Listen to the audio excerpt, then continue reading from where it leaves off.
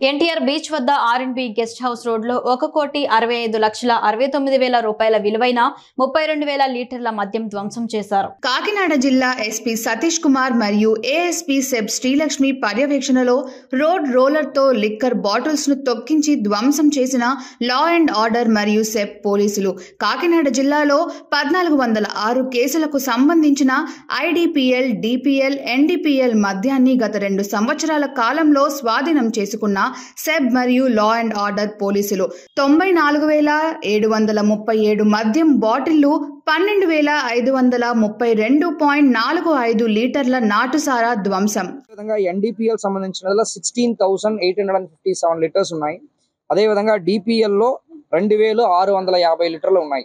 So దాన్ని కూడా కలిపి టోటల్ వాల్యూ చూసామంటే 1,65,69,000 దీని వాల్యూ.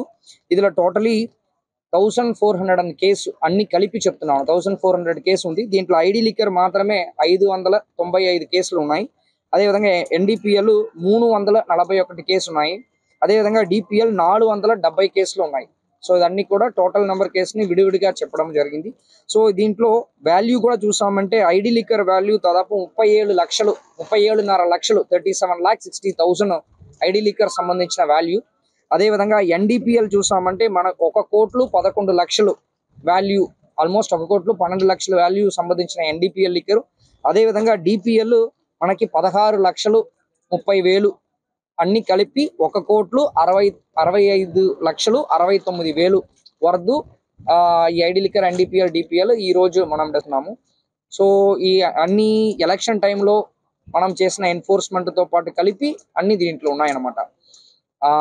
దీనికి హార్డ్ వర్క్ చేసిన మన పోలీస్ తరపు నుంచి అందరికి కూడా, ఇతర సబ్ డివిజన్లకి, అదేవిధంగా అడిషనల్ ఎస్పీ మేడం ఉన్నారు, వాళ్ళ సిబ్బందులు ES రవి గారికి, అదేవిధంగా ఇక్కడ SDPO కాకినాడ ఉన్నారు, అదేవిధంగా SDPO పెద్దాపురం మేడం కూడా రావట్లేదు. రిమైనింగ్ అందరూ SIC అందరూ కూడా ఈ ఇంత పెద్ద భారీగా ఎలక్షన్ టైం కంగ్రాచులేషన్ చెప్పుకుంటున్నాను.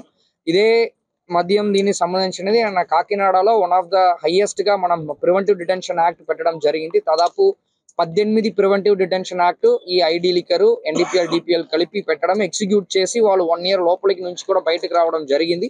రీసెంట్ డేస్ లో కొన్ని తగ్గింది. మళ్ళీ కూడా ఈ 18 మంది కాకుండా వేరేవరైనా చేస్తున్నారు అనేది కూడా మేము ఇది ఒక కంటిన్యూస్ ప్రాసెస్. ఈ రోజు దానికి ఎండ్ అనేది కాదు, ఇది జరుగుతుంటాయి.